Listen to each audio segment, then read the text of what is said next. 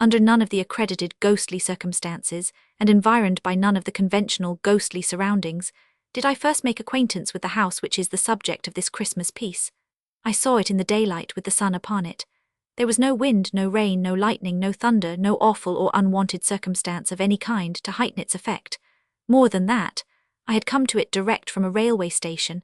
It was not more than a mile distant from the railway station, and, as I stood outside the house looking back upon the way I had come, I could see the goods train running smoothly along the embankment in the valley. I will not say that everything was utterly commonplace, because I doubt if anything can be that, except to utterly commonplace people, and there my vanity steps in, but I will take it on myself to say that anybody might see the house as I saw it, any fine autumn morning. The manner of my lighting on it was this. I was travelling towards London out of the north, intending to stop by the way to look at the house. My health required a temporary residence in the country, and a friend of mine who knew that and who had happened to drive past the house had written to me to suggest it as a likely place. I had got into the train at midnight, and had fallen asleep, and had woke up and had sat looking out of window at the brilliant northern lights in the sky, and had fallen asleep again, and had woke up again to find the night gone, with the usual discontented conviction on me that I hadn't been to sleep at all. Upon which question, in the first imbecility of that condition, I am ashamed to believe that I would have done wager by battle with the P-122 man who sat opposite me. That opposite man had had, through the night, as that opposite man always has, several legs too many and all of them too long. In addition to this unreasonable conduct, which was only to be expected of him, he had had a pencil and a pocket-book, and had been perpetually listening and taking notes. It had appeared to me that these aggravating notes related to the jolts and bumps of the carriage, and I should have resigned myself to his taking them, under a general supposition that he was in the civil engineering way of life, if he had not sat staring straight over my head whenever he listened. He was a goggle-eyed gentleman of a perplexed aspect, and his demeanour became unbearable. It was a cold, dead morning, the sun not being up yet, and when I had outwatched the paling light of the fires of the iron country, and the curtain of heavy smoke that hung at once between me and the stars and between me and the day, I turned to my fellow traveller and said, "I beg your pardon, sir, but do you observe anything particular in me?" For really he appeared to be taking down either my travelling cap or my hair with a minuteness that was a liberty. The goggle-eyed gentleman withdrew his eyes from behind me, as if the back of the carriage were 100 miles off, and said with a lofty look of compassion for my insignificance, "In you, sir." "B, sir," said I, growing warm. "I have nothing to do with you, sir," returned the gentleman. "Pray let me listen." Oh, he enunciated this vowel after a pause and noted it down. At first I was alarmed, for an express lunatic and no communication with the guard is a serious position. The thought came to my relief that the gentleman might be what is popularly called a rapper, one of a sect for some of whom I have the highest respect, but whom I don't believe in. I was going to ask him the question when he took the bread out of my mouth. "You will excuse me," said the gentleman contemptuously, "if I am too much in advance of common humanity to trouble myself at all about it. I have passed the night, as indeed I pass the whole of my time now, in spiritual intercourse." "Oh," said I somewhat snappishly. "The conferences of the night began," continued the gentleman, turning several leaves of his notebook, "with this message: 'Evil communications corrupt good manners.'" "Sound," said I, "but absolutely new." "New from spirits," returned the gentleman. I could only repeat my rather snappish "oh," and ask if I might be favoured with the last communication. "A bird in the hand," said the gentleman, reading his last entry with great solemnity, "is worth two in the Bosh." "Truly I am of the same opinion," said I, "but shouldn't it be Bush?" "It came to me Bosh," returned the gentleman. The gentleman then informed me that the spirit of Socrates had delivered this special revelation in the course of the night. "My friend, I hope you are pretty well. There are two in this railway carriage. How do you do? There are 17,479 spirits here, but you cannot see them. Pythagoras is here. He is not at liberty to mention it, but hopes you like travelling." Galileo likewise had dropped in with this scientific intelligence.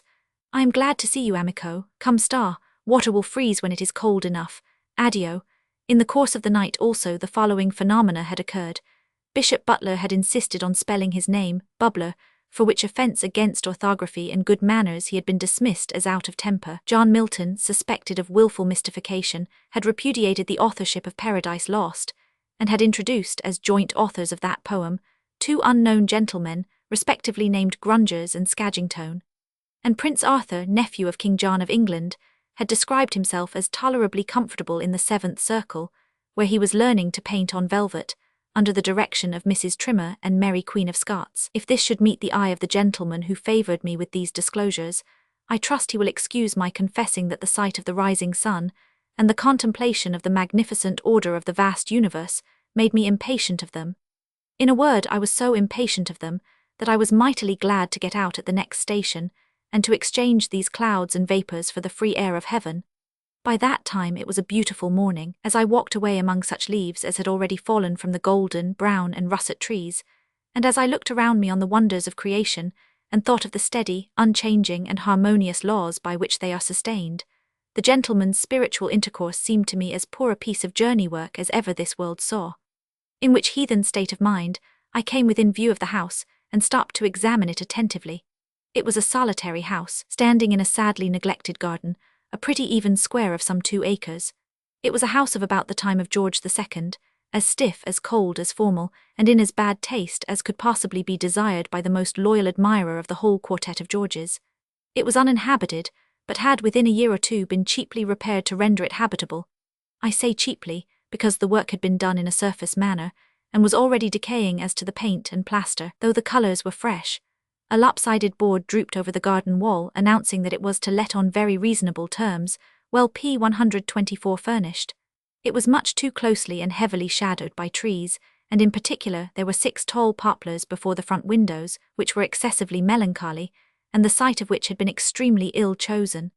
It was easy to see that it was an avoided house, a house that was shunned by the village, to which my eye was guided by a church spire some half a mile off, a house that nobody would take. And the natural inference was that it had the reputation of being a haunted house. The haunted house no period within the 24 hours of day and night is so solemn to me as the early morning. In the summer-time, I often rise very early, and repair to my room to do a day's work before breakfast, and I am always on those occasions deeply impressed by the stillness and solitude around me, besides that there is something awful in the being surrounded by familiar faces asleep, in the knowledge that those who are dearest to us and to whom we are dearest are profoundly unconscious of us, in an impassive state anticipative of that mysterious condition to which we are all tending. The stopped life, the broken threads of yesterday, the deserted seat, the closed book, the unfinished but abandoned occupation, all are images of death. The tranquillity of the hour is the tranquillity of death. The colour and the chill have the same association. Even a certain air that familiar household objects take upon them when they first emerge from the shadows of the night into the morning, of being newer, and as they used to be long ago, has its counterpart in the subsidence of the worn face of maturity or age, in death, into the old youthful look. Moreover, I once saw the apparition of my father at this hour. He was alive and well, and nothing ever came of it, but I saw him in the daylight, sitting with his back towards me on a seat that stood beside my bed. His head was resting on his hand, and whether he was slumbering or grieving I could not discern. Amazed to see him there, I sat up, moved my position, leaned out of bed, and watched him. As he did not move, I spoke to him more than once. As he did not move then, I became alarmed and laid my hand upon his shoulder as I thought, and there was no such thing. For all these reasons, and for others less easily and briefly stateable, I find the early morning to be my most ghostly time. Any house would be more or less haunted to me in the early morning, and a haunted house could scarcely address me to greater advantage than then. I walked on into the village with the desertion of this house upon my mind, and I found the landlord of the little inn sanding his doorstep. I bespoke breakfast and broached the subject of the house. "Is it haunted?" I asked. The landlord looked at me, shook his head, and answered, "I say nothing." "Then it is haunted." "Well," cried the landlord in an outburst of frankness that had the appearance of desperation, "I wouldn't sleep in it." "Why not?" "If I wanted to have all the bells in a house ring with nobody to ring 'em, and all the doors in a house bang with nobody to bang 'em, and all sorts of feet treading about with no feet there, why then," said the landlord, "I'd sleep in that house." "Is anything seen there?" The landlord looked at me again and then, with his former appearance of desperation, called down his stableyard for Ikey.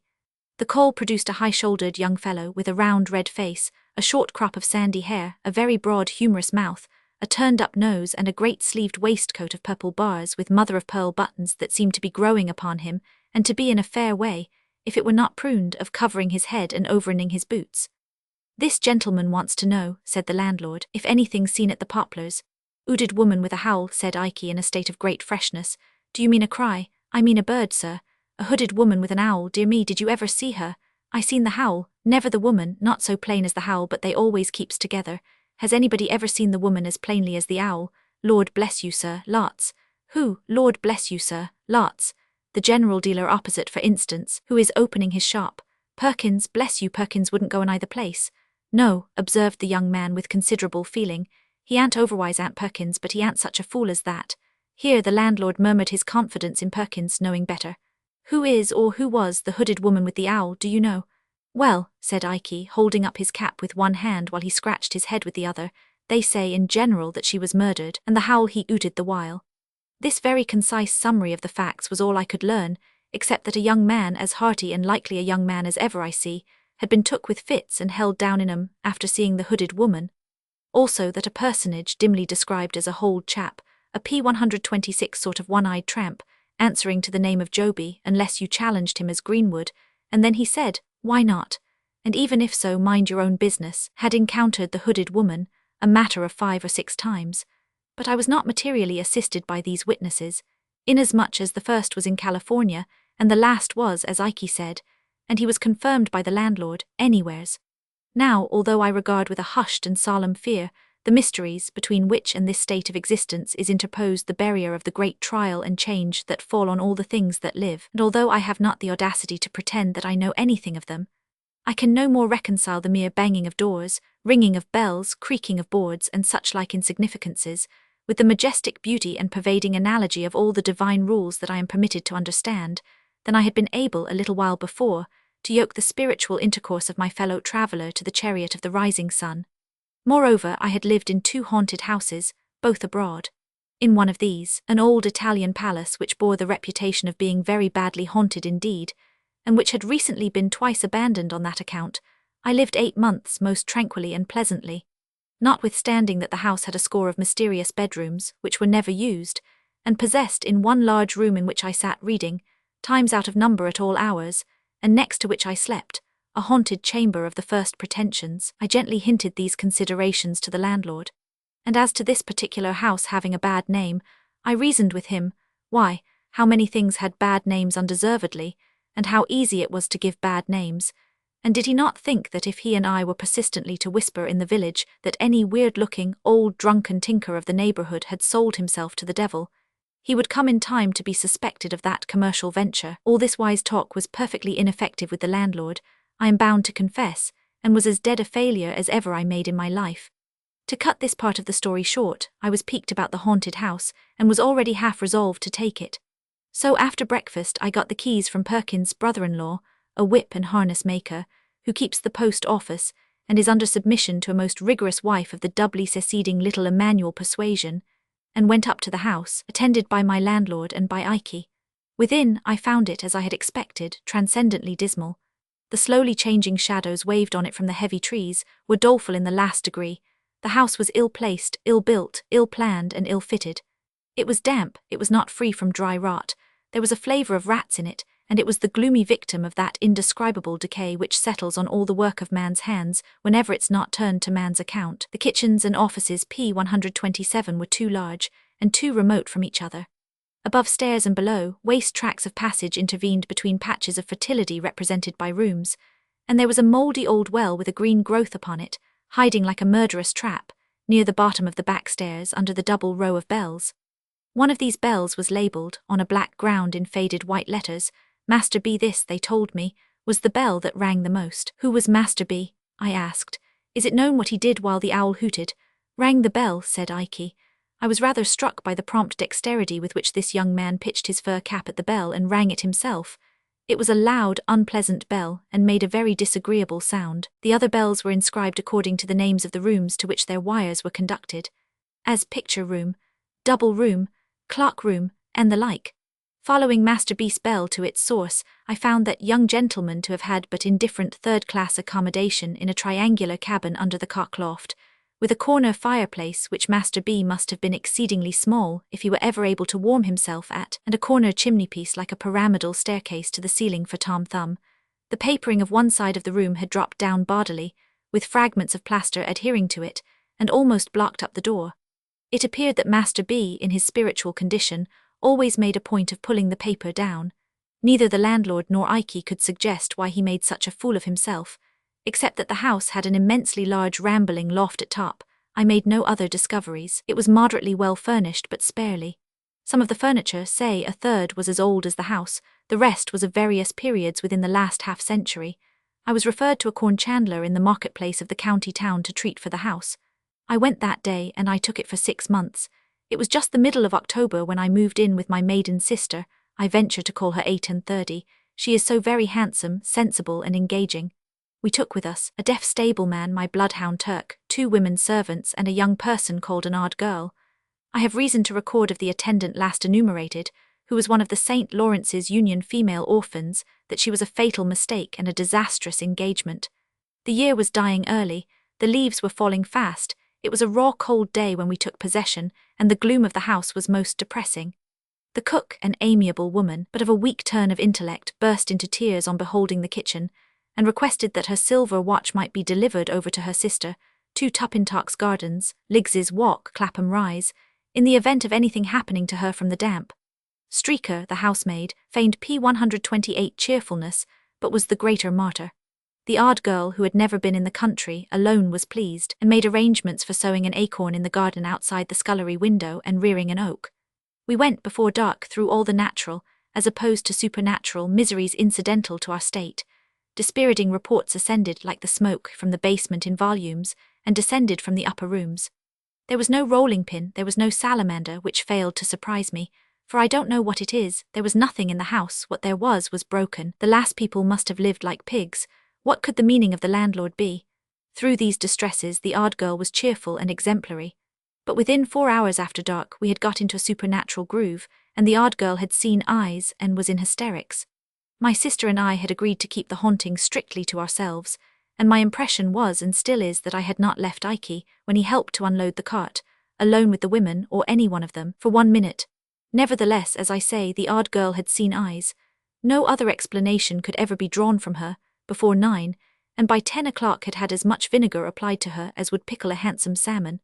I leave a discerning public to judge of my feelings, when, under these untoward circumstances, at about 10:30 o'clock Master B.'s bell began to ring in a most infuriated manner, and Turk howled until the house resounded with his lamentations. I hope I may never again be in a state of mind so unchristian as the mental frame in which I lived for some weeks, respecting the memory of Master B, whether his bell was rung by rats, or mice, or bats, or wind, or what other accidental vibration, or sometimes by one cause, sometimes another, and sometimes by collusion, I don't know. But certain it is that it did ring 2 nights out of 3, until I conceived the happy idea of twisting Master B.'s neck, in other words, breaking his bell short off, and silencing that young gentleman, as to my experience and belief, forever. But by that time the odd girl had developed such improving powers of catalepsy that she had become a shining example of that very inconvenient disorder. She would stiffen, like a Guy Fawkes endowed with unreason, on the most irrelevant occasions. I would address the servants in a lucid manner, pointing out to them that I had painted Master B.'s room and balked the paper, and taken Master B.'s bell away and balked the ringing. And if they could suppose that that confounded boy had lived and died, to clothe himself with no better behaviour than would most unquestionably have brought him and the sharpest particles of a birch broom into close acquaintance in the present imperfect state of existence, could they also suppose a mere poor human being, such as I was, capable by P129, those contemptible means of counteracting and limiting the powers of the disembodied spirits of the dead, or of any spirits? I say I would become emphatic and cogent, not to say rather complacent, in such an address, when it would all go for nothing by reason of the odd girl's suddenly stiffening from the toes upward, and glaring among us like a parochial petrifaction. Streaker, the housemaid, too, had an attribute of a most discomforting nature. I am unable to say whether she was of an unusually lymphatic temperament, or what else was the matter with her, but this young woman became a mere distillery for the production of the largest and most transparent tears I ever met with. Combined with these characteristics was a peculiar tenacity of hold in those specimens, so that they didn't fall, but hung upon her face and nose. In this condition, and mildly and deplorably shaking her head, her silence would throw me more heavily than the admirable Crichton could have done in a verbal disputation for a purse of money. Cook, likewise, always covered me with confusion as with a garment, by neatly winding up the session with the protest that the ooze was wearing her out, and by meekly repeating her last wishes regarding her silver watch. As to our nightly life, the contagion of suspicion and fear was among us, and there is no such contagion under the sky. Hooded woman, according to the accounts, we were in a perfect convent of hooded women.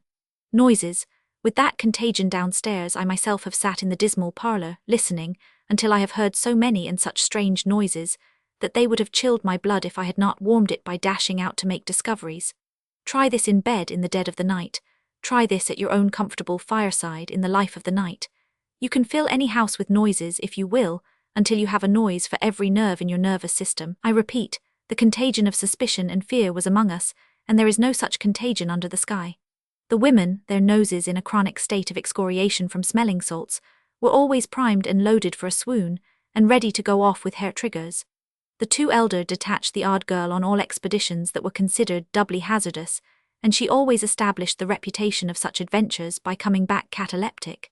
If cook or streaker went overhead after dark, we knew we should presently hear a bump on the ceiling, and this took place so constantly that it was as if a fighting man were engaged to go about the house, administering a touch of his art which I believe is called the auctioneer, to every domestic he met with. It was in vain to do anything. It was in vain to be frightened, for the moment in one's own person, by a real owl, and then to show the owl. It was in vain to discover, by striking an accidental discord on the piano, that Turk always howled at particular notes and combinations. P130 it was in vain to be a Rhadamanthus with the bells, and if an unfortunate bell rang without leave, to have it down inexorably and silence it. It was in vain to fire up chimneys, let torches down the well, charge furiously into suspected rooms and recesses. We changed servants, and it was no better. The new set ran away, and a third set came, and it was no better. At last, our comfortable housekeeping got to be so disorganized and wretched that I one night dejectedly said to my sister, "Patty, I begin to despair of our getting people to go on with us here, and I think we must give this up." My sister, who is a woman of immense spirit, replied, "No, John, don't give it up. Don't be beaten, John, there is another way." "And what is that?" said I. "John," returned my sister, "if we are not to be driven out of this house, and that for no reason whatever, that is apparent to you or me, we must help ourselves and take the house wholly and solely into our own hands." "But the servants," said I. "Have no servants," said my sister boldly. Like most people in my grade of life, I had never thought of the possibility of going on without those faithful obstructions. The notion was so new to me when suggested, that I looked very doubtful. "We know they come here to be frightened and infect one another, and we know they are frightened and do infect one another," said my sister. "With the exception of Bartles," I observed in a meditative tone, "the deaf stableman, I kept him in my service and still keep him as a phenomenon of moroseness not to be matched in England." "To be sure, John," assented my sister, "except Bartles, and what does that go to prove? Bartles talks to nobody and hears nobody unless he is absolutely roared at, and what alarm has Bartles ever given or taken? None." This was perfectly true, the individual in question having retired, every night at 10 o'clock, to his bed over the coach-house, with no other company than a pitchfork and a pail of water. That the pail of water would have been over me, and the pitchfork through me, if I had put myself without announcement in Bartles' sway after that minute, I had deposited in my own mind as a fact worth remembering. Neither had Bartles ever taken the least notice of any of our many uproars. An imperturbable and speechless man, he had sat at his supper, with Streaker present in a swoon and the odd girl Marble, and had only put another potato in his cheek, or profited by the general misery to help himself to beefsteak pie. "And so," continued my sister, "I exempt Bartles, and considering, John, that the house is too large and perhaps too lonely to be kept well in hand by Bartles, you and me, I propose that we cast about among our friends for a certain selected number of the most reliable and willing, form a society here for 3 months, wait upon ourselves P131 and one another, live cheerfully and socially, and see what happens." I was so charmed with my sister that I embraced her on the spot and went into her plan with the greatest ardour. We were then in the 3rd week of November, but we took our measures so vigorously and were so well seconded by the friends in whom we confided that there was still a week of the month unexpired, when our party all came down together merrily and mustered in the haunted house. I will mention in this place 2 small changes that I made while my sister and I were yet alone. It occurring to me as not improbable that Turk howled in the house at night, partly because he wanted to get out of it, I stationed him in his kennel outside, but unchained, and I seriously warned the village that any man who came in his way must not expect to leave him without a rip in his own throat. I then casually asked Ike if he were a judge of a gun. On his saying, "Yes, sir, I knows a good gun when I sees her," I begged the favour of his stepping up to the house and looking at mine.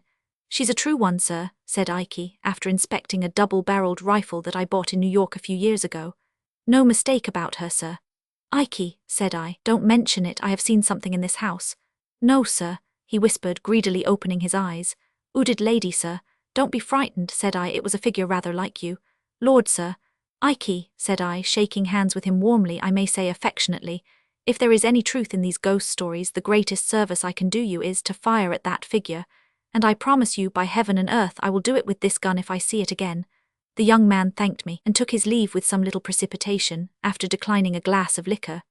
I imparted my secret to him, because I had never quite forgotten his throwing his cap at the bell, because I had on another occasion noticed something very like a fur cap, lying not far from the bell, one night when it had burst out ringing, and because I had remarked that we were at our ghostliest whenever he came up in the evening to comfort the servants. Let me do Ike no injustice. He was afraid of the house and believed in its being haunted, and yet he would play false on the haunting side, so surely as he got an opportunity. The odd girl's case was exactly similar. She went about the house in a state of real terror, and yet lied monstrously and wilfully, and invented many of the alarms she spread, and made many of the sounds we heard.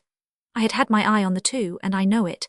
It is not necessary for me here to account for this preposterous state of mind. I content myself with remarking that it is familiarly known to every intelligent man who P132 has had fair medical, legal, or other watchful experience, that it is as well established and as common a state of mind as any with which observers are acquainted, and that it is one of the first elements, above all others, rationally to be suspected in, and strictly looked for, and separated from any question of this kind. To return to our party, the first thing we did when we were all assembled was to draw lots for bedrooms.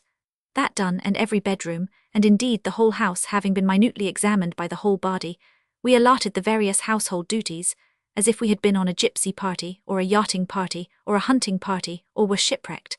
I then recounted the floating rumours concerning the hooded lady, the owl, and Master B, with others, still more filmy, which had floated about during our occupation, relative to some ridiculous old ghost of the female gender who went up and down, carrying the ghost of a round table, and also to an impalpable jackass, whom nobody was ever able to catch. Some of these ideas I really believe our people below had communicated to one another in some diseased way, without conveying them in words. We then gravely called one another to witness that we were not there to be deceived or to deceive, which we considered pretty much the same thing, and that, with a serious sense of responsibility, we would be strictly true to one another, and would strictly follow out the truth. The understanding was established that anyone who heard unusual noises in the night, and who wished to trace them, should knock at my door. Lastly, that on 12th night, the last night of Holy Christmas, all our individual experiences since that then present hour of our coming together in the haunted house should be brought to light for the good of all, and that we would hold our peace on the subject till then, unless on some remarkable provocation to break silence. We were in number and in character as follows: first, to get my sister and myself out of the way, there were we two. In the drawing of lots my sister drew her own room, and I drew Master Beas. Next there was our first cousin John Herschel, so called after the great astronomer, than whom I suppose a better man at a telescope does not breathe. With him was his wife, a charming creature to whom he had been married in the previous spring. I thought it under the circumstances rather imprudent to bring her, because there is no knowing what even a false alarm may do at such a time, but I suppose he knew his own business best, and I must say that if she had been my wife, I never could have left her endearing and bright face behind. They drew the clock room. Alfred Starling, an uncommonly agreeable young fellow of 1820 for whom I have the greatest liking, was in the double room. Mine, usually and designated by that name from having a dressing room within it, with two large and cumbersome windows, which no wedges I was ever able to make, would keep from shaking, in any weather, P133 wind or no wind. Alfred is a young fellow who pretends to be fast, another word for loose, as I understand the term, who is much too good and sensible for that nonsense, and who would have distinguished himself before now, if his father had not unfortunately left him a small independence of 200 a year, on the strength of which his only occupation in life has been to spend 6. I am in hopes, however, that his banker may break, or that he may enter into some speculation guaranteed to pay 20%. For I am convinced that if he could only be ruined, his fortune is made. Belinda Bates, bosom friend of my sister, and a most intellectual, amiable, and delightful girl, got the picture room. She has a fine genius for poetry, combined with real business earnestness, and goes in, to use an expression of Alfred's, for woman's mission, woman's rights, woman's wrongs, and everything that is woman, S with a capital W, or is not and ought to be, or is and ought not to be. Most praiseworthy, my dear, and heaven prosper you. I whispered to her on the first night of my taking leave of her at the picture room door, but don't overdo it.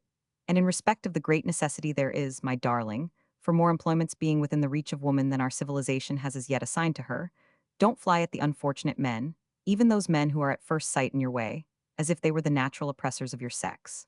For trust me, Belinda, they do sometimes spend their wages among wives and daughters, sisters, mothers, aunts, and grandmothers, and the play is really not all Wolf and Red Riding Hood but has other parts in it. However, I digress. Belinda, as I have mentioned, occupied the picture room. We had but three other chambers: the corner room, the cupboard room, and the garden room.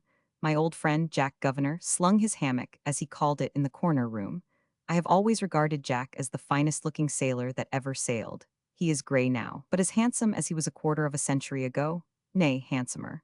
A portly, cheery, well-built figure of a broad-shouldered man, with a frank smile, a brilliant dark eye, and a rich dark eyebrow. I remember those under darker hair, and they look all the better for their silver setting. He has been wherever his Union namesake flies, has Jack, and I have met old shipmates of his, away in the Mediterranean and on the other side of the Atlantic, who have beamed and brightened at the casual mention of his name and have cried, "You know Jack Governor? Then you know a prince of men?" That he is, and so unmistakably a naval officer that if you were to meet him coming out of an Esquimaux snow hut in seal's skin, you would be vaguely persuaded he was in full naval uniform. Jack once had that bright, clear eye of his on my sister, but it fell out that he married another lady and took her to South America, where she died. This was a dozen years ago or more. He brought down with him to our haunted house a little cask of salt beef, for he P134 is always convinced that all salt beef not of his own pickling is mere carrion, and invariably when he goes to London, packs a piece in his portmanteau. He had also volunteered to bring with him one Nat Beaver, an old comrade of his, captain of a merchantman. Mr. Beaver, with a thick-set wooden face and figure, and apparently as hard as a block all over, proved to be an intelligent man, with a world of watery experiences in him and great practical knowledge. At times there was a curious nervousness about him, apparently the lingering result of some old illness, but it seldom lasted many minutes. He got the cupboard room and lay there next to Mr. Underwood, my friend and solicitor, who came down in an amateur capacity to go through with it, as he said, and who plays whist better than the whole law list, from the red cover at the beginning to the red cover at the end. I never was happier in my life, and I believe it was the universal feeling among us. Jack Governor, always a man of wonderful resources, was chief cook, and made some of the best dishes I ever ate, including unapproachable curries. My sister was pastry cook and confectioner. Starling and I were cook's mate, turn and turn about, and on special occasions the chief cook pressed Mr. Beaver. We had a great deal of outdoor sport and exercise, but nothing was neglected within, and there was no ill humor or misunderstanding among us, and our evenings were so delightful that we had at least one good reason for being reluctant to go to bed. We had a few night alarms in the beginning. On the first night, I was knocked up by Jack with a most wonderful ship's lantern in his hand, like the gills of some monster of the deep, who informed me that he was going aloft to the main truck, to have the weathercock down. It was a stormy night and I remonstrated, but Jack called my attention to its making a sound like a cry of despair, and said somebody would be hailing a ghost presently if it wasn't done.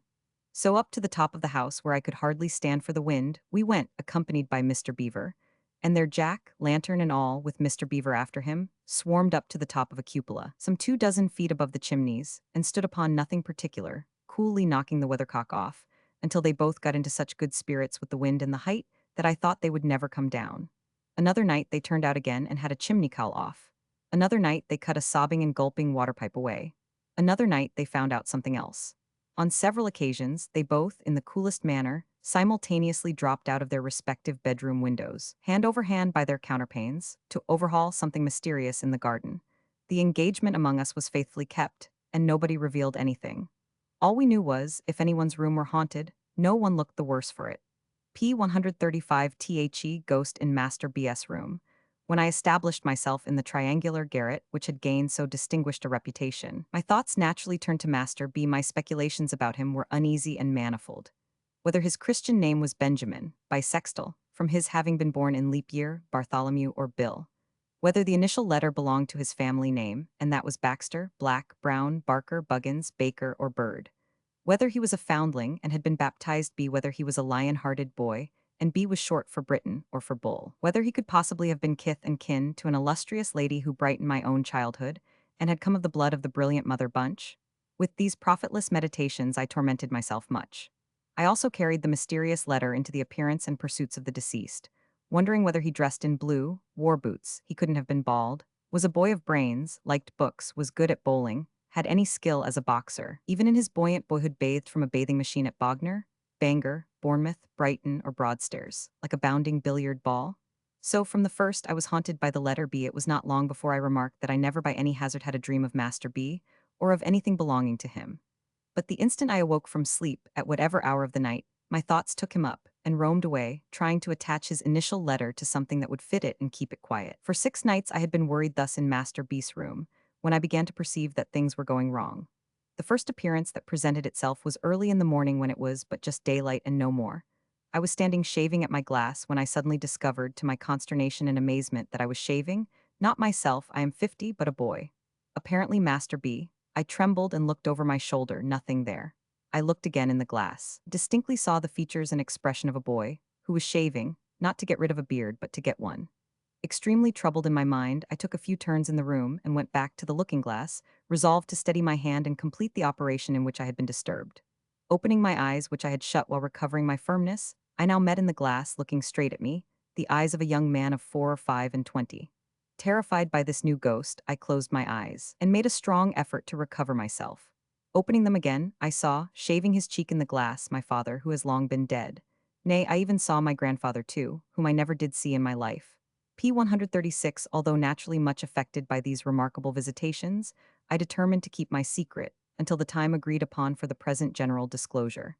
Agitated by a multitude of curious thoughts, I retired to my room that night, prepared to encounter some new experience of a spectral character.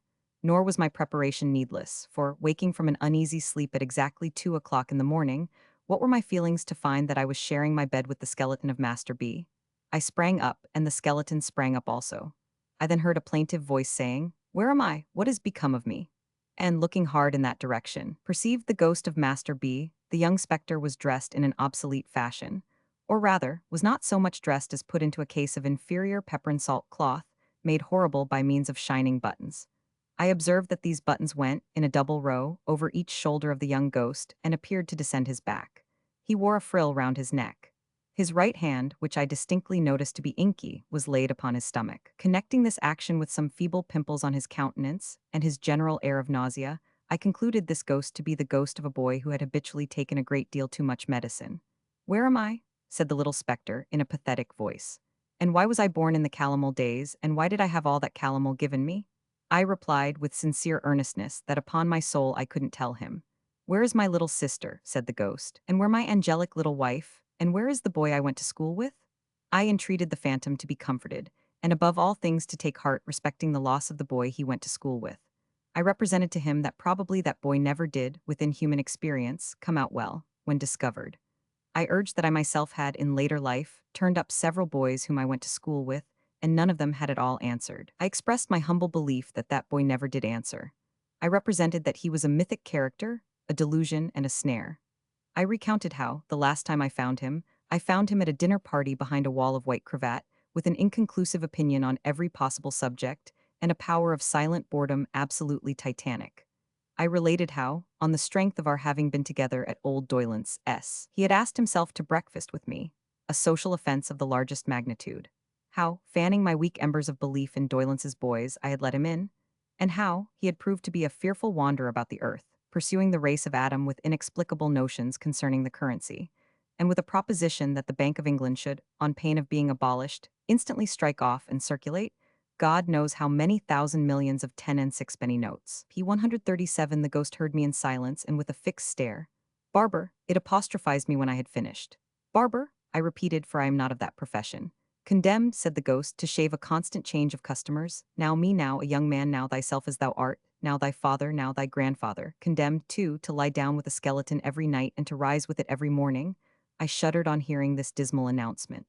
Barber. Pursue me? I had felt, even before the words were uttered, that I was under a spell to pursue the phantom. I immediately did so, and was in Master Beast's room no longer. Most people know what long and fatiguing night journeys had been forced upon the witches who used to confess, and who, no doubt, told the exact truth, particularly as they were always assisted with leading questions, and the torture was always ready. I asseverate that, during my occupation of Master Beast's room, I was taken by the ghost that haunted it, on expeditions fully as long and wild as any of those. Assuredly, I was presented to no shabby old man with a goat's horns and tail, something between Pan and an old clothesman, holding conventional receptions, as stupid as those of real life and less decent. But I came upon other things which appeared to me to have more meaning.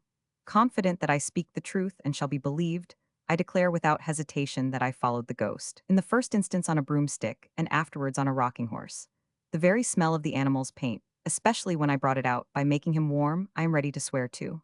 I followed the ghost afterwards in a hackney coach, an institution with the peculiar smell of which the present generation is unacquainted, but to which I am again ready to swear as a combination of stable, dog with the mange, and very old bellows. In this, I appealed to previous generations to confirm or refute me. I pursued the phantom on a headless donkey. At least, upon a donkey who was so interested in the state of his stomach that his head was always down there, investigating it. On ponies expressly born to kick up behind, on roundabouts and swings from fairs. In the first cab, another forgotten institution where the fare regularly got into bed and was tucked up with the driver. Not to trouble you with a detailed account of all my travels in pursuit of the ghost of Master B, which were longer and more wonderful than those of Sinbad the Sailor, I will confine myself to one experience from which you may judge of many. I was marvelously changed. I was myself, yet not myself. I was conscious of something within me, which has been the same all through my life, and which I have always recognized under all its phases and varieties as never altering. And yet I was not the I who had gone to bed in Master B's room. I had the smoothest of faces and the P138 shortest of legs, and I had taken another creature like myself, also with the smoothest of faces and the shortest of legs, behind a door, and was confiding to him a proposition of the most astounding nature. This proposition was that we should have a seraglio. The other creature assented warmly. He had no notion of respectability, neither had I. It was the custom of the East. It was the way of the good Caliph Harun al-Rashid. Let me have the corrupted name again for once. It is so scented with sweet memories. The usage was highly laudable and most worthy of imitation. Oh yes, let us, said the other creature with a jump, have a seraglio. It was not because we entertained the faintest doubts of the meritorious character of the Oriental establishment we proposed to import, that we perceived it must be kept a secret from Miss Griffin. It was because we knew Miss Griffin to be bereft of human sympathies and incapable of appreciating the greatness of the great Harun. Mystery impenetrably shrouded from Miss Griffin then, let us entrust it to Miss Buell. We were 10 in Miss Griffin's establishment by Hampstead Ponds, 8 ladies and 2 gentlemen. Miss Buell, whom I judged to have attained the ripe age of 8 or 9, took the lead in society. I opened the subject to her in the course of the day, and proposed that she should become the favorite. Miss Buell, after struggling with the diffidence so natural to, and charming in her adorable sex, expressed herself as flattered by the idea, but wished to know how it was proposed to provide for Miss Pipson. Miss Buell, who was understood to have vowed towards that young lady a friendship halves, and no secrets until death on the church service and lessons complete in 2 volumes with case and lock. Miss Buell said she could not, as the friend of Pipson, disguise from herself or me that Pipson was not one of the common. Now Miss Pipson, having curly hair and blue eyes, which was my idea of anything mortal and feminine that was called fair, I promptly replied that I regarded Miss Pipson in the light of a fair Circassian. And what then?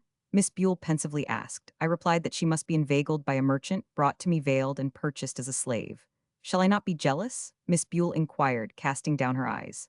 Zobeide, no, I replied. You will ever be the favorite sultana. The first place in my heart and on my throne will be ever yours. P. 139 Miss Buell, upon that assurance, consented to propound the idea to her 7 beautiful companions.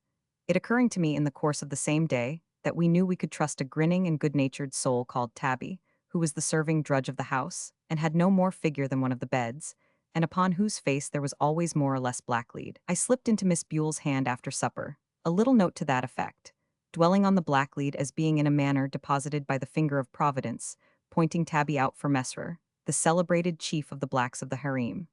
There were difficulties in the formation of the desired institution, as there are in all combinations.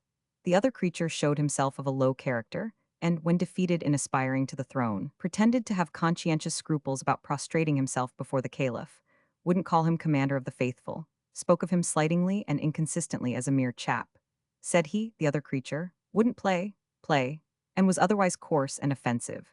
This meanness of disposition was, however, put down by the general indignation of an united seraglio, and I became blessed in the smiles of 8 of the fairest of the daughters of men. The smiles could only be bestowed when Miss Griffin was looking another way, and only then in a very wary manner, for there was a legend among the followers of the Prophet that she saw with a little round ornament in the middle of the pattern on the back of her shawl.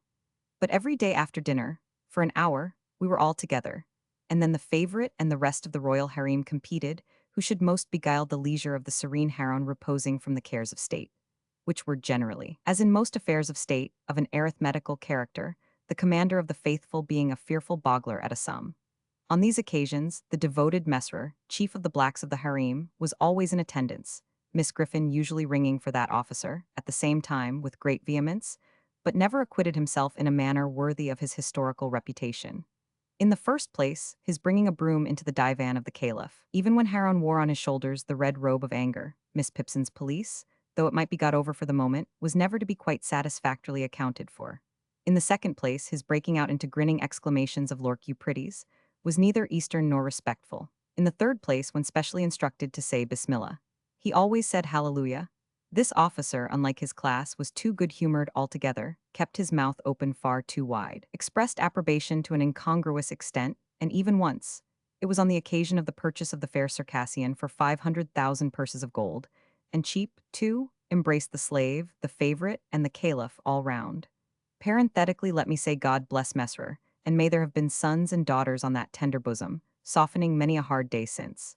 Miss Griffin was a model of propriety, and I am at a loss to imagine what the feelings of the virtuous woman would have been, if she had known, when she paraded us down the Hampstead Road two and two, that she was walking with a stately step at the head of polygamy and Mahomedanism. I believe that a mysterious and terrible joy with which the contemplation of Miss Griffin, in this unconscious state, inspired us, and a grim sense prevalent among us that there was a dreadful power in our knowledge of what Miss Griffin, who knew all things that could be learnt out of book, didn't know, were the mainspring of the preservation of our secret. It was wonderfully kept, but was once upon the verge of self-betrayal. The danger and escape occurred upon a Sunday. We were all 10 ranged in a conspicuous part of the gallery at church, with Miss Griffin at our head, as we were every Sunday, advertising the establishment in an unsecular sort of way, when the description of Solomon in his domestic glory happened to be read. The moment that monarch was thus referred to, conscience whispered me, "Thou too, Haroun." The officiating minister had a cast in his eye, and it assisted conscience by giving him the appearance of reading personally at me. A crimson blush, attended by a fearful perspiration, suffused my features. The Grand Vizier became more dead than alive, and the whole seraglio reddened as if the sunset of Baghdad shone direct upon their lovely faces. At this portentous time, the awful Griffin rose and balefully surveyed the children of Islam. My own impression was that Church and State had entered into a conspiracy with Miss Griffin to expose us, and that we should all be put into white sheets and exhibited in the center aisle. But, so westerly, if I may be allowed the expression as opposite to Eastern associations, was Miss Griffin's sense of rectitude that she merely suspected apples and we were saved. I have called the seraglio united. Upon the question solely whether the commander of the faithful durst exercise a right of kissing in that sanctuary of the palace, were its peerless inmates divided. Zobeide asserted a counterright in the favorite to scratch, and the fair Circassian put her face, for refuge, into a green baize bag, originally designed for books. On the other hand, a young antelope of transcendent beauty from the fruitful plains of Camden Town, whence she had been brought, by traders, in the half-yearly caravan that crossed the intermediate desert after the holidays, held more liberal opinions, but stipulated for limiting the benefit of them to that dog, and son of a dog, the Grand Vizier, who had no rights and was not in question. At length, the difficulty was compromised by the installation of a very youthful slave as deputy. She, raised upon a stool, officially received upon her cheeks the salutes intended by the P-141 gracious Haroun for other sultanas, and was privately rewarded from the coffers of the ladies of the harem. And now it was, at the full height of enjoyment of my bliss, that I became heavily troubled. I began to think of my mother, and what she would say to my taking home at midsummer 8 of the most beautiful of the daughters of men, but all unexpected. I thought of the number of beds we made up at our house, of my father's income, and of the baker, and my despondency redoubled. The seraglio and malicious vizier, divining the cause of their lord's unhappiness, did their utmost to augment it. They professed unbounded fidelity, and declared that they would live and die with him. Reduced to the utmost wretchedness by these protestations of attachment, I lay awake, for hours at a time, ruminating on my frightful lot. In my despair, I think I might have taken an early opportunity of falling on my knees before Miss Griffin, avowing my resemblance to Solomon, and praying to be dealt with according to the outraged laws of my country, if an unthought-of means of escape had not opened before me. One day we were out walking, 2 and 2, on which occasion the vizier had his usual instructions to take note of the boy at the turnpike, and if he profanely gazed, which he always did, at the beauties of the harem, to have him bowstrung in the course of the night, and it happened that our hearts were veiled in gloom. An unaccountable action on the part of the antelope had plunged the state into disgrace. That charmer, on the representation that the previous day was her birthday, and that vast treasures had been sent in a hamper for its celebration, both baseless assertions, had secretly but most pressingly invited 35 neighboring princes and princesses to a ball and supper, with a special stipulation that they were not to be fetched till 12. This wandering of the antelope's fancy led to the surprising arrival at Miss Griffin's door, in divers equipages and under various escorts, of a great company in full dress, who were deposited on the top step in a flush of high expectancy, and who were dismissed in tears. At the beginning of the double knocks attendant on these ceremonies, the antelope had retired to a back attic and bolted herself in, and at every new arrival, Miss Griffin had gone so much more and more distracted that at last she had been seen to tear her front. Ultimate capitulation on the part of the offender had been followed by solitude in the linen closet, bread and water, and a lecture to all. Of vindictive length in which Miss Griffin had used expressions. Firstly, I believe you all of you knew of it. Secondly, every one of you is as wicked as another. Thirdly, a pack of little wretches.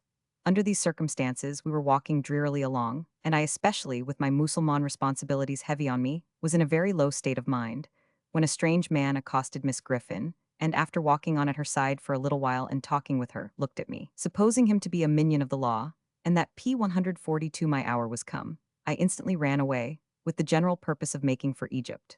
The whole seraglio cried out, when they saw me making off as fast as my legs would carry me.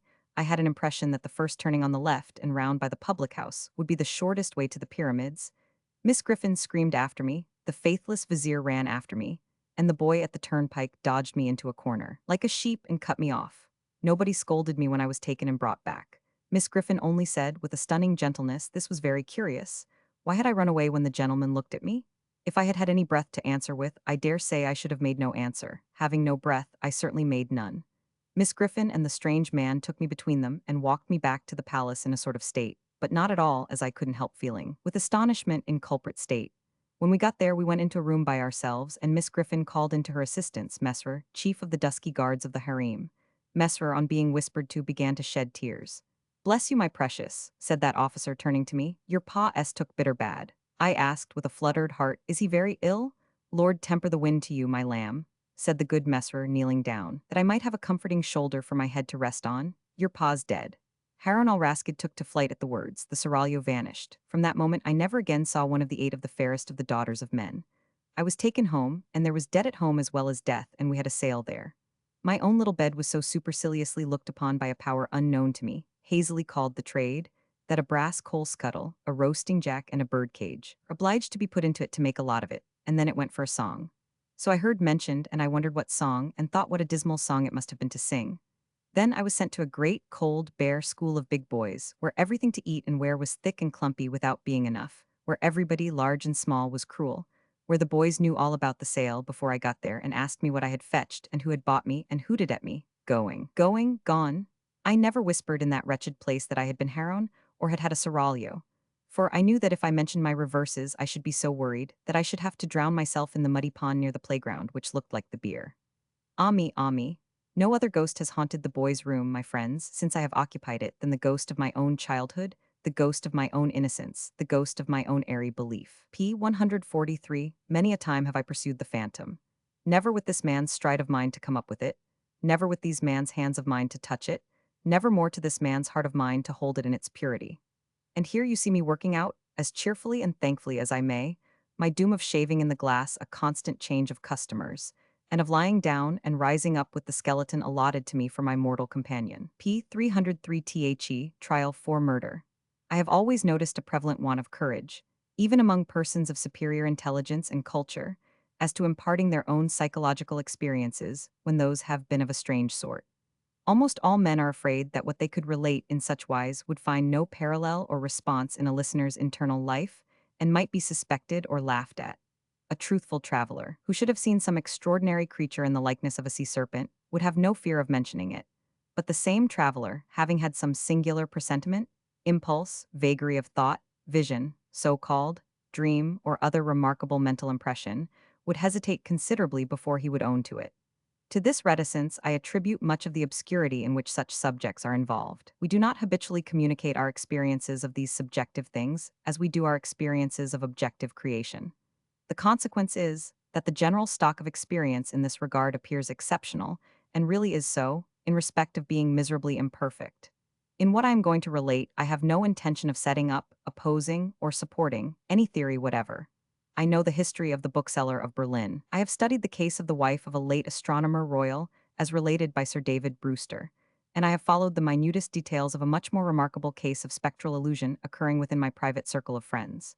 It may be necessary to state as to this last, that the sufferer, a lady, was in no degree, however distant, related to me. A mistaken assumption on that head might suggest an explanation of a part of my own case. P. 304, but only a part, would be wholly without foundation. It cannot be referred to my inheritance of any developed peculiarity, nor had I ever before any at all similar experience, nor have I ever had any at all similar experience since. It does not signify how many years ago, or how few, a certain murder was committed in England, which attracted great attention.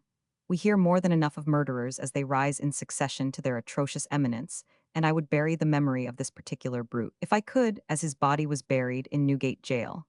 I purposely abstain from giving any direct clue to the criminal's individuality. When the murder was first discovered, no suspicion fell, or I ought rather to say, for I cannot be too precise in my facts, it was nowhere publicly hinted that any suspicion fell on the man who was afterwards brought to trial. As no reference was at that time made to him in the newspapers, it is obviously impossible that any description of him can at that time have been given in the newspapers. It is essential that this fact be remembered. Unfolding at breakfast my morning paper containing the account of that first discovery, I found it to be deeply interesting and I read it with close attention. I read it twice, if not 3 times. The discovery had been made in a bedroom, and when I laid down the paper I was aware of a flash, rush, flow, I do not know what to call it, no word I can find is satisfactorily descriptive, in which I seemed to see that bedroom passing through my room like a picture impossibly painted on a running river. Though almost instantaneous in its passing, it was perfectly clear, so clear that I distinctly and with a sense of relief observed the absence of the dead body from the bed. It was in no romantic place that I had this curious sensation, but in chambers in Piccadilly, very near to the corner of St. James's Street. It was entirely new to me. I was in my easy chair at the moment, and the sensation was accompanied with a peculiar shiver which started the chair from its position. But it is to be noted that the chair ran easily on casters. I went to one of the windows, there are 2 in the room, and the room is on the 2nd floor, to refresh my eyes with the moving objects down in Piccadilly. It was a bright autumn morning, and the street was sparkling and cheerful. The wind was high. As I looked out, it brought down from the park a quantity of fallen leaves, which a gust took and whirled into a spiral pillar. As the pillar fell and the leaves dispersed, I saw 2 men on the opposite side of the way, going from west to east. They were one behind the other. The foremost man often looked back over his shoulder. The second man followed him at a distance of some 30 paces, with his right hand menacingly raised. First, the singularity and steadiness of this threatening gesture in so public a thoroughfare attracted my attention, and next, the more remarkable circumstance that nobody heeded it. Both men threaded their way among the P305 other passengers with a smoothness hardly consistent even with the action of walking on a pavement, and no single creature that I could see gave them place, touched them, or looked after them. In passing before my windows, they both stared up at me. I saw their 2 faces very distinctly, and I knew that I could recognize them anywhere, not that I had consciously noticed anything very remarkable in either face, except that the man who went first had an unusually lowering appearance, and that the face of the man who followed him was of the color of impure wax. I am a bachelor, and my valet and his wife constitute my whole establishment. My occupation is in a certain branch bank, and I wish that my duties as head of a department were as light as they are popularly supposed to be. They kept me in town that autumn, when I stood in need of change. I was not ill, but I was not well. My reader is to make the most that can be reasonably made of my feeling jaded, having a depressing sense upon me of a monotonous life, and being slightly dyspeptic. I am assured by my renowned doctor that my real state of health at that time justifies no stronger description, and I quote his own from his written answer to my request for it. As the circumstances of the murder, gradually unravelling, took stronger and stronger possession of the public mind, I kept them away from mine by knowing as little about them as was possible in the midst of the universal excitement. But I knew that a verdict of wilful murder had been found against the suspected murderer, and that he had been committed to Newgate for trial. I also knew that his trial had been postponed over 1 sessions of the Central Criminal Court, on the ground of general prejudice, and want of time for the preparation of the defence. I may further have known, but I believe I did not, when or about when the sessions to which his trial stood postponed would come on. My sitting room, bedroom, and dressing room are all on 1 floor. With the last there is no communication but through the bedroom. True, there is a door in it once communicating with the staircase, but a part of the fitting of my bath has been, and had then been for some years, fixed across it. At the same period, and as a part of the same arrangement, the door had been nailed up and canvassed over. I was standing in my bedroom late one night, giving some directions to my servant before he went to bed. My face was towards the only available door of communication with the dressing room, and it was closed. My servant's back was towards that door. While I was speaking to him, I saw it open, and a man look in, who very earnestly and mysteriously beckoned to me. That man was the man who had gone second of the two along Piccadilly, and whose face was of the colour of impure wax. The figure, having beckoned, drew back and closed the door. With no longer pause than was made by my crossing the bedroom, I P306 opened the dressing-room door and looked in. I had a lighted candle already in my hand. I felt no inward expectation of seeing the figure in the dressing-room, and I did not see it there. Conscious that my servant stood amazed, I turned round to him and said, "Derek, could you believe that in my cool senses I fancied I saw her as I there laid my hand upon his breast?" With a sudden start he trembled violently, and said, "Oh Lord, yes, sir. A dead man beckoning. Now I do not believe that this John Derek, my trusty and attached servant for more than 20 years, had any impression whatever of having seen any such figure until I touched him. The change in him was so startling when I touched him that I fully believe he derived his impression in some occult manner from me at that instant. I bade John Derek bring some brandy, and I gave him a dram and was glad to take one myself. Of what had preceded that night's phenomenon, I told him not a single word. Reflecting on it, I was absolutely certain that I had never seen that face before, except on the one occasion in Piccadilly, comparing its expression when beckoning at the door with its expression when it had stared up at me as I stood at my window. I came to the conclusion that on the first occasion it had sought to fasten itself upon my memory, and that on the second occasion it had made sure of being immediately remembered. I was not very comfortable that night, though I felt a certainty, difficult to explain, that the figure would not return. At daylight I fell into a heavy sleep, from which I was awakened by John Derrick's coming to my bedside with a paper in his hand. This paper, it appeared, had been the subject of an altercation at the door between its bearer and my servant. It was a summons to me to serve upon a jury at the forthcoming sessions of the Central Criminal Court at the Old Bailey. I had never before been summoned on such a jury, as John Derrick well knew. He believed, I am not certain at this hour whether with reason or otherwise, that class of jurors were customarily chosen on a lower qualification than mine, and he had at first refused to accept the summons. The man who served it had taken the matter very coolly. He had said that my attendance or non-attendance was nothing to him, there the summons was, and I should deal with it at my own peril, and not at his. For a day or two I was undecided whether to respond to this call or take no notice of it. I was not conscious of the slightest mysterious bias, influence or attraction, one way or other. Of that I am as strictly sure as of every other statement that I make here. Ultimately I decided, as a break in the monotony of my life, that I would go. The appointed morning was a raw morning in the month of November. There was a dense brown fog in Piccadilly, and it became positively black and in the last degree oppressive east of Temple Bar. I found the passages and staircases of the courthouse P307 flaringly lighted with gas, and the court itself similarly illuminated. I think that, until I was conducted by officers into the old court and saw its crowded state, I did not know that the murderer was to be tried that day. I think that, until I was so helped into the old court with considerable difficulty, I did not know into which of the two courts sitting my summons would take me, but this must not be received as a positive assertion, for I am not completely satisfied in my mind on either point. I took my seat in the place appropriated to jurors in waiting, and I looked about the court as well as I could through the cloud of fog and breath that was heavy in it. I noticed the black vapour hanging like a murky curtain outside the great windows, and I noticed the stifled sound of wheels on the straw or tan that was littered in the street. Also the hum of the people gathered there, which a shrill whistle or a louder song or hail than the rest occasionally pierced. Soon afterwards the judges, 2 in number, entered and took their seats. The buzz in the court was awfully hushed. The direction was given to put the murderer to the bar. He appeared there, and in that same instant I recognized in him the first of the 2 men who had gone down Piccadilly. If my name had been called then, I doubt if I could have answered to it audibly.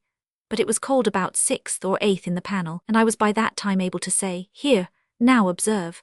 As I stepped into the box, the prisoner, who had been looking on attentively but with no sign of concern, became violently agitated and beckoned to his attorney. The prisoner's wish to challenge me was so manifest that it occasioned a pause, during which the attorney, with his hand upon the dock, whispered with his client and shook his head. I afterwards had it from that gentleman that the prisoner's first affrighted words to him were, "At all hazards challenge that man." but that, as he would give no reason for it, and admitted that he had not even known my name until he heard it called and I appeared, it was not done. Both on the ground already explained, that I wished to avoid reviving the unwholesome memory of that murderer, and also because a detailed account of his long trial is by no means indispensable to my narrative, I shall confine myself closely to such incidents in the 10 days and nights during which we, the jury, were kept together as directly bear on my own curious personal experience. It is in that, and not in the murderer, that I seek to interest my reader. It is to that, and not to a page of the Newgate calendar, that I beg attention. I was chosen foreman of the jury. On the second morning of the trial, after evidence had been taken for 2 hours, I heard the church clocks strike. Happening to cast my eyes over my brother jurymen, I found an inexplicable difficulty in counting them. I counted them several times, yet always with the same difficulty. In short, I made them one too many. P touched the brother juryman whose place was next me, and I whispered to him, "Oblige me by counting us." He looked surprised by the request, but turned his head and counted. "Why," says he suddenly, "we are 30. But no, it's not possible. No, we are 12. According to my counting that day, we were always right in detail, but in the gross we were always one too many. There was no appearance, no figure to account for it. But I had now an inward foreshadowing of the figure that was surely coming. The jury were housed at the London Tavern. We all slept in one large room on separate tables, and we were constantly in the charge and under the eye of the officer sworn to hold us in safe keeping. I see no reason for suppressing the real name of that officer. He was intelligent, highly polite and obliging, and I was glad to hear, much respected in the city. He had an agreeable presence, good eyes, enviable black whiskers, and a fine sonorous voice. His name was Mr. Harker. When we turned into our 12 beds at night, Mr. Harker's bed was drawn across the door. On the night of the second day, not being disposed to lie down, and seeing Mr. Harker sitting on his bed, I went and sat beside him and offered him a pinch of snuff. As Mr. Harker's hand touched mine in taking it from my box, a peculiar shiver crossed him, and he said, "Who is this?"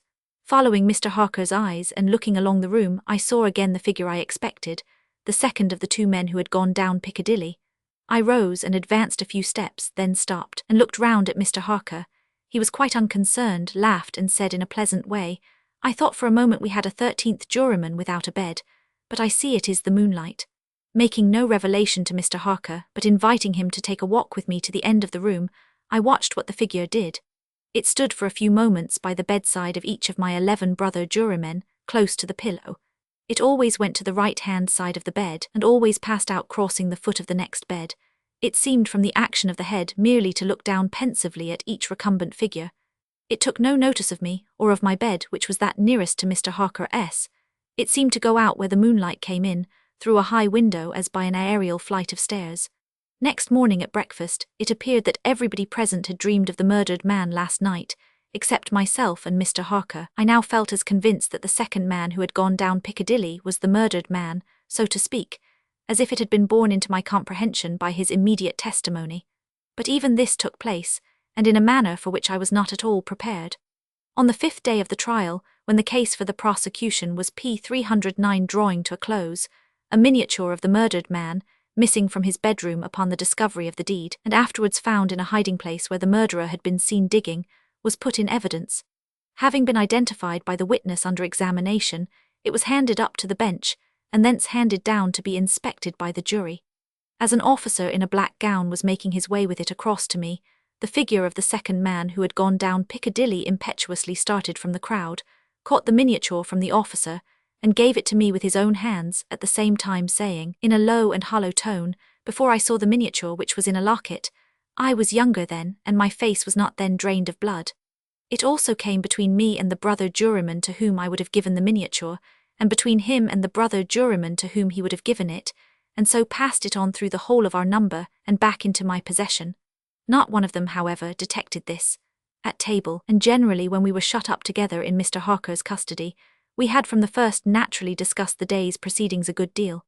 On that 5th day, the case for the prosecution being closed, and we having that side of the question in a completed shape before us, our discussion was more animated and serious. Among our number was a vestryman, the densest idiot I have ever seen at large, who met the plainest evidence with the most preposterous objections, and who was sided with by 2 flabby parochial parasites, all the 3 impanelled from a district so delivered over to fever that they ought to have been upon their own trial for 500 murders. When these mischievous blockheads were at their loudest, which was towards midnight, while some of us were already preparing for bed, I again saw the murdered man. He stood grimly behind them, beckoning to me.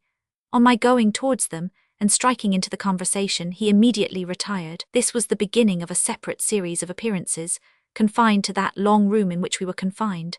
Whenever a knot of my brother jurymen laid their heads together, I saw the head of the murdered man among theirs. Whenever their comparison of notes was going against him, he would solemnly and irresistibly beckon to me. It will be borne in mind that down to the production of the miniature, on the 5th day of the trial, I had never seen the appearance in court. 3 changes occurred now that we entered on the case for the defense. 2 of them I will mention together first. The figure was now in court continually, and it never there addressed itself to me but always to the person who was speaking at the time. For instance, the throat of the murdered man had been cut straight across. In the opening speech for the defense, it was suggested that the deceased might have cut his own throat. At that very moment the figure, with its throat in the dreadful condition P 310 referred to, this it had concealed before, stood at the speaker's elbow, motioning across and across its windpipe, now with the right hand, now with the left, vigorously suggesting to the speaker himself the impossibility of such a wound having been self-inflicted by either hand. For another instance, a witness to character, a woman deposed to the prisoner, S being the most amiable of mankind, the figure at that instant stood on the floor before her, looking her full in the face, and pointing out the prisoner's evil countenance with an extended arm and an outstretched finger. The 3rd change now to be added impressed me strongly as the most marked and striking of all. I do not theorize upon it, I accurately state it, and there leave it. Although the appearance was not itself perceived by those whom it addressed, its coming close to such persons was invariably attended by some trepidation or disturbance on their part. It seemed to me as if it were prevented, by laws to which I was not amenable, from fully revealing itself to others, and yet as if it could invisibly, dumbly, and darkly overshadow their minds.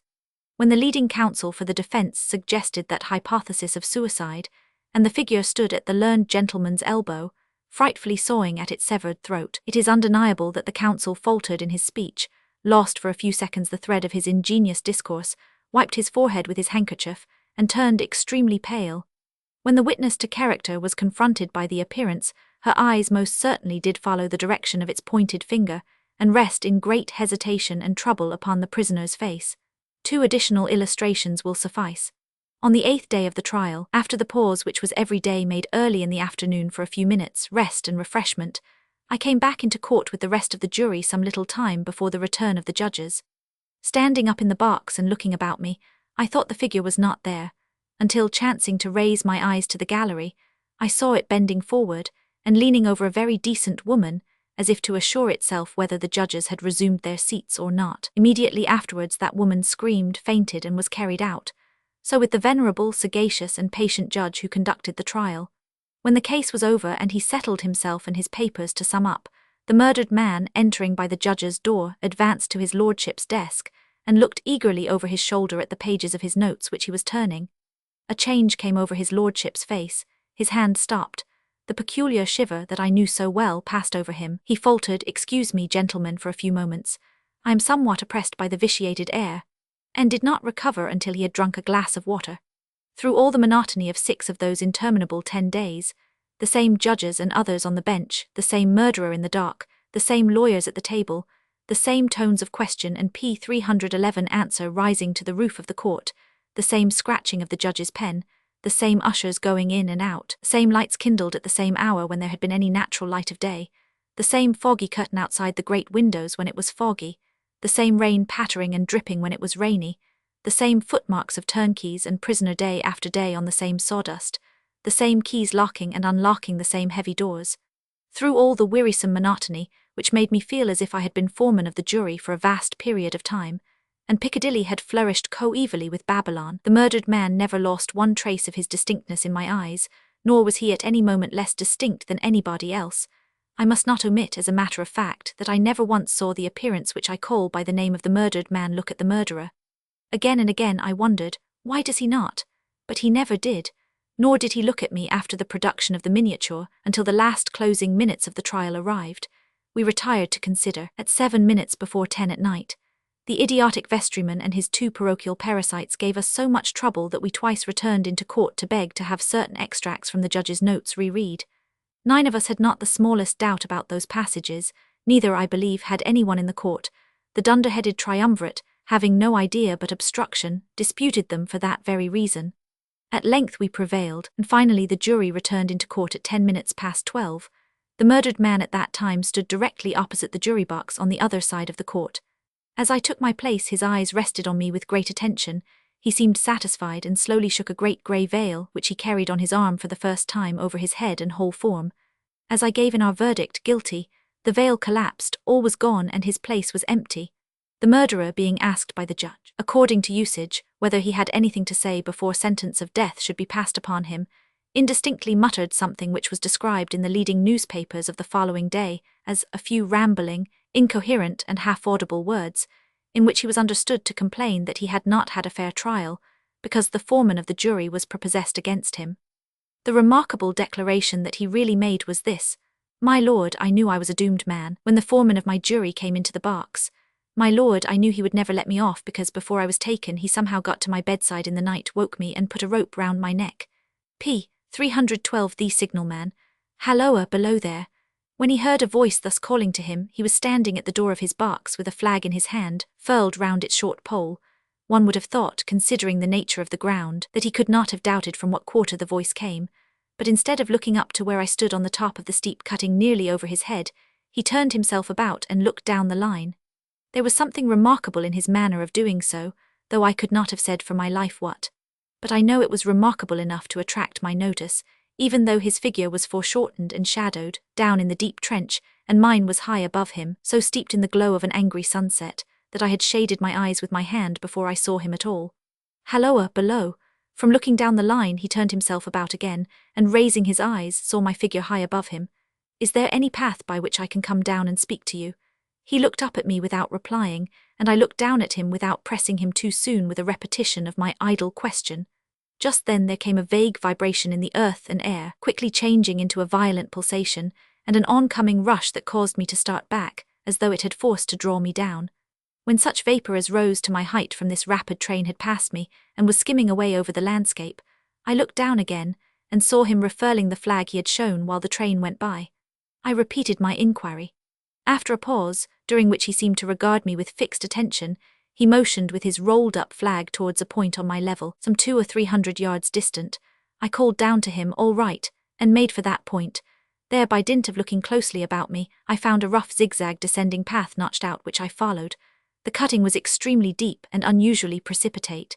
It was made through a clammy stone that became oozier and wetter as I went down. For these reasons, I found the way long enough to give me time to recall a singular air of reluctance or compulsion with which he had pointed out the path. When I came down low enough upon the zigzag descent to see him again, I saw that he was standing between the rails on the way by P 313 which the train had lately passed, in an attitude as if he were waiting for me to appear. He had his left hand at his chin, and that left elbow rested on his right hand, crossed over his breast. His attitude was one of such expectation and watchfulness that I stopped a moment, wondering at it. I resumed my downward way, and stepping out upon the level of the railroad, and drawing nearer to him, saw that he was a dark, sallow man with a dark beard and rather heavy eyebrows. His post was in as solitary and dismal a place as ever I saw. On either side, a dripping wet wall of jagged stone, excluding all view but a strip of sky. The perspective one way only a crooked prolongation of this great dungeon, the shorter perspective in the other direction terminating in a gloomy red light, and the gloomier entrance to a black tunnel, in whose massive architecture there was a barbarous, depressing and forbidding air. So little sunlight ever found its way to this spot that it had an earthy, deadly smell, and so much cold wind rushed through it that it struck chill to me as if I had left the natural world. Before he stirred, I was near enough to him to have touched him. Not even then removing his eyes from mine, he stepped back one step and lifted his hand. This was a lonesome post to occupy, I said, and it had riveted my attention when I looked down from up yonder. A visitor was a rarity, I should suppose, not an unwelcome rarity, I hoped. In me, he merely saw a man who had been shut up within narrow limits all his life, and who, being at last set free, had a newly awakened interest in these great works. To such purpose I spoke to him, but I am far from sure of the terms I used, for, besides that I am not happy in opening any conversation, there was something in the man that daunted me. He directed a most curious look towards the red light near the tunnel's mouth, and looked all about it, as if something were missing from it, and then looked at me. That light was part of his charge, was it not? He answered in a low voice, "Don't you know it is? The monstrous thought came into my mind as I perused the fixed eyes and the saturnine face that this was a spirit, not a man. I have speculated since whether there may have been infection in his mind. In my turn I stepped back, but in making the action I detected in his eyes some latent fear of me. This put the monstrous thought to flight. "You look at me," I said, forcing a smile, "as if you had a dread of me." "I was doubtful," he returned, "whether I had seen you before." "Where?" He pointed to the red light he had looked at. "There," I said. Intently watchful of me, he replied, but without sound, "Yes, my good fellow, what should I do there? However, be that as it may, I never was there, you may swear." "I think I may," he rejoined. "Yes, I am sure I may." His manner cleared like my own. He replied to my remarks with readiness and in well-chosen words. Had he much to do there? Yes, that was to say, he had enough responsibility to bear, but exactness and watchfulness were what was required of him, and of actual work, manual labor, he had next to none. To change that signal, to trim those lights, and to turn this iron handle now and then was all he had to do under that head. Regarding those many long and lonely hours of which I seemed to make so much, he could only say that the routine of his life had shaped itself into that form, and he had grown used to it. He had taught himself a language down here, if only to know it by sight, and to have formed his own crude ideas of its pronunciation could be called learning it. He had also worked at fractions and decimals, and tried a little algebra, but he was, and had been as a boy, a poor hand at figures. Was it necessary for him, when on duty, always to remain in that channel of damp air? And could he never rise into the sunshine from between those high stone walls? Why, that depended upon times and circumstances. Under some conditions, there would be less upon the line than under others, and the same held good as to certain hours of the day and night. In bright weather, he did choose occasions for getting a little above these lower shadows, but being at all times liable to be called by his electric bell, and at such times listening for it with redoubled anxiety, the relief was less than I would suppose. He took me into his box, where there was a fire, a desk for an official book in which he had to make certain entries, a telegraphic instrument with its dial, face, and needles, and the little bell of which he had spoken. On my trusting that he would excuse the remark that he had been well educated, and I hoped I might say without offense, perhaps educated above that station, he observed that instances of slight incongruity in such wise would rarely be found wanting among large bodies of men. That he had heard it was so in workhouses, in the police force, even in that last desperate resource, the army, and that he knew it was so more or less in any great railway staff. He had been, when young, if I could believe it, sitting in that hut. He scarcely could, a student of natural philosophy, and had attended lectures, but he had run wild, misused his opportunities, gone down, and never risen again. He had no complaint to offer about that. He had made his bed, and he lay upon it. It was far too late to make another. "The signalman, all that I have here condensed," he said in a quiet manner, with his grave, dark regards divided between me and the fire. He threw in the word, "sir," from time to time, and especially when he referred P 315 to his youth, as though to request me to understand that he claimed to be nothing but what I found him. He was several times interrupted by the little bell, and had to read off messages and send replies. Once he had to stand without the door and display a flag as a train passed, and make some verbal communication to the driver. In the discharge of his duties, I observed him to be remarkably exact and vigilant, breaking off his discourse at a syllable, and remaining silent until what he had to do was done. In a word, I should have set this man down as one of the safest of men to be employed in that capacity. For the circumstance that while he was speaking to me, he twice broke off with a fallen color, turned his face towards the little bell when it did not ring, opened the door of the hut, which was kept shut to exclude the unhealthy damp, and looked out towards the red light near the mouth of the tunnel. On both of those occasions, he came back to the fire with the inexplicable air upon him which I had remarked, without being able to define, when we were so far asunder. Said I, when I rose to leave him, "You almost make me think that I have met with a contented man. I am afraid I must acknowledge that I said it to lead him on. I believe I used to be so," he rejoined in the low voice in which he had first spoken, "but I am troubled, sir, I am troubled." He would have recalled the words if he could. He had said them, however, and I took them up quickly. "With what? What is your trouble? It is very difficult to impart, sir. It is very, very difficult to speak of. If ever you make me another visit, I will try to tell you. But I expressly intend to make you another visit. Say, when shall it be? I go off early in the morning, and I shall be on again at 10 tomorrow night, sir. I will come at 11. He thanked me and went out at the door with me. "I'll show my white light, sir," he said in his peculiar low voice, "till you have found the way up. When you have found it, don't call out, and when you are at the top, don't call out." His manner seemed to make the place strike colder to me, but I said no more than "very well," And when you come down tomorrow night, don't call out. Let me ask you a parting question. What made you cry, halloa, below there, tonight? Heaven knows, said I. I cried something to that effect. Not to that effect, sir. Those were the very words. I know them well. Admit those were the very words. I said them, no doubt, because I saw you below. For no other reason. What other reason could I possibly have? You had no feeling that they were conveyed to you in any supernatural way? No. He wished me good night and held up his light. I walked by the side of the down line of rails with a very disagreeable sensation of a train coming behind me until I found the path. It was easier to mount than to descend, and I got back to my inn without any adventure. Punctual to my appointment, I placed my foot on the first notch of the zigzag next night. As the distant clocks were striking 11, he was waiting for me at the bottom with his white light on. I have not called out, I said when we came close together. May I speak now? By all means, sir. Good night then, and here's my hand. Good night, sir, and here's mine. With that we walked side by side to his box, entered it, closed the door, and sat down by the fire. I have made up my mind, sir, he began, bending forward as soon as we were seated, and speaking in a tone but a little above a whisper, that you shall not have to ask me twice what troubles me. I took you for someone else yesterday evening. That troubles me. That mistake. No, that's someone else. Who is it? I don't know. Like me? I don't know. I never saw the face. The left arm is across the face and the right arm is waved, violently waved. This way. I followed his action with my eyes, and it was the action of an arm gesticulating. With the utmost passion and vehemence. For God's sake, clear the way. One moonlight night, said the man, I was sitting here when I heard a voice cry, halloa, below there. I started up, looked from that door, and saw this someone else standing by the red light near the tunnel, waving as I just now showed you. The voice seemed hoarse with shouting, and it cried, look out, look out. And then again, halloa, below there, look out. I caught up my lamp, turned it on red, and ran towards the figure, calling, what's wrong? What has happened? Where? It stood just outside the blackness of the tunnel. I advanced so close upon it that I wondered at its keeping the sleeve across its eyes. I ran right up at it, and had my hand stretched out to pull the sleeve away when it was gone. Into the tunnel? Said I. No. I ran on into the tunnel, 500 yards. I stopped, and held my lamp above my head, and saw the figures of the measured distance, and saw the wet stains stealing down the walls and trickling P317 through the arch. I ran out again faster than I had run in, for I had a mortal abhorrence of the place upon me, and I looked all round the red light with my own red light, and I went up the iron ladder to the gallery atop of it, and I came down again and ran back here. I telegraphed both ways. An alarm has been given. Is anything wrong?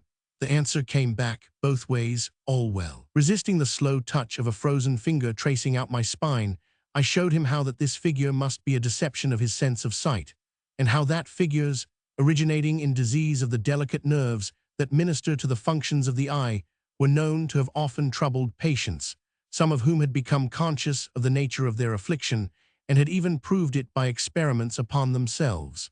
As to an imaginary cry, said I, but listen for a moment to the wind in this unnatural valley while we speak so low, and to the wild harp it makes of the telegraph wires. That was all very well, he returned, after we had sat listening for a while, and he ought to know something of the wind and the wires, he who so often passed long winter nights there alone and watching, but he would beg to remark that he had not finished.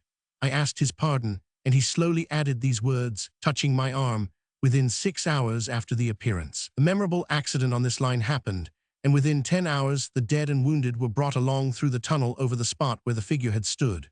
A disagreeable shudder crept over me, but I did my best against it. It was not to be denied, I rejoined, that this was a remarkable coincidence, calculated deeply to impress his mind. But it was unquestionable that remarkable coincidences did continually occur, and they must be taken into account in dealing with such a subject. Though to be sure I must admit, I added, for I thought I saw that he was going to bring the objection to bear upon me, men of common sense did not allow much for coincidences in making the ordinary calculations of life. He again begged to remark that he had not finished. I again begged his pardon for being betrayed into interruptions. This, he said, again laying his hand upon my arm and glancing over his shoulder with hollow eyes, was just a year ago. 6 or 7 months passed, and I had recovered from the surprise and shock when one morning, as the day was breaking, I, standing at the door, looked towards the red light and saw the spectre again. He stopped with a fixed look at me. Did it cry out? No, it was silent. Did it wave its arm? No, it leaned against the shaft of the light with both hands before the face, like this. P318. Once more I followed his action with my eyes. It was an action of mourning. I have seen such an attitude in stone figures on tombs. Did you go up to it? I came in and sat down, partly to collect my thoughts, partly because it had turned me faint. When I went to the door again, daylight was above me and the ghost was gone. But nothing followed, nothing came of this. He touched me on the arm with his forefinger twice or thrice, giving a ghastly nod each time. That very day, as a train came out of the tunnel, I noticed, at a carriage window on my side, what looked like a confusion of hands and heads, and something waved. I saw it just in time to signal the driver stop. He shut off and put his brake on, but the train drifted past here 150 yards or more. I ran after it, and as I went along, heard terrible screams and cries. A beautiful young lady had died instantaneously in one of the compartments and was brought in here and laid down on this floor between us. Involuntarily, I pushed my chair back, as I looked from the boards at which he pointed to himself. True, sir, true, precisely as it happened, so I tell it you. I could think of nothing to say to any purpose, and my mouth was very dry. The wind and the wires took up the story with a long lamenting wail. He resumed. Now, sir, mark this and judge how my mind is troubled. The spectre came back a week ago. Ever since it has been there now and again by fits and starts. At the light, at the danger light. What does it seem to do? He repeated, if possible with increased passion and vehemence, that former gesticulation of, for God's sake, clear the way. Then he went on. I have no peace or rest for it. It calls to me. For many minutes together, in an agonized manner, below there, look out, look out. It stands waving to me. It rings my little bell. I caught at that. Did it ring your bell yesterday evening when I was here and you went to the door? Twice. Why, see, said I, how your imagination misleads you. My eyes were on the bell, and my ears were open to the bell, and if I am a living man, it did not ring at those times. No, nor at any other time, except when it was rung in the natural course of physical things by the station communicating with you. He shook his head. I have never made a mistake as to that yet, sir. I have never confused the spectre's ring with the man's. The ghost's ring is a strange vibration in the bell that it derives from P319, nothing else, and I have not asserted that the bell stirs to the eye. I don't wonder that you failed to hear it. But I heard it. And did the spectre seem to be there? When you looked out, it was there. Both times, he repeated firmly, both times. Will you come to the door with me and look for it now? He bit his underlip as though he were somewhat unwilling, but arose. I opened the door and stood on the step while he stood in the doorway. There was the danger light. There was the dismal mouth of the tunnel. There were the high, wet stone walls of the cutting. There were the stars above them. Do you see it? I asked him, taking particular note of his face. His eyes were prominent and strained, but not very much more so, perhaps, than my own had been when I had directed them earnestly towards the same spot. No, he answered. It is not there. Agreed, said I. We went in again, shut the door, and resumed our seats.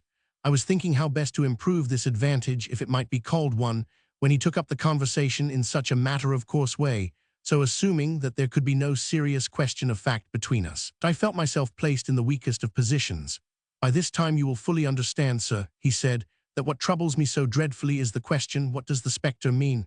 I was not sure. I told him that I did fully understand. What is its warning against? He said, ruminating with his eyes on the fire, and only by times turning them on me. What is the danger? Where is the danger? There is danger overhanging somewhere on the line. Some dreadful calamity will happen. It is not to be doubted this third time after what has gone before. But surely this is a cruel haunting of me. What can I do? He pulled out his handkerchief and wiped the drops from his heated forehead.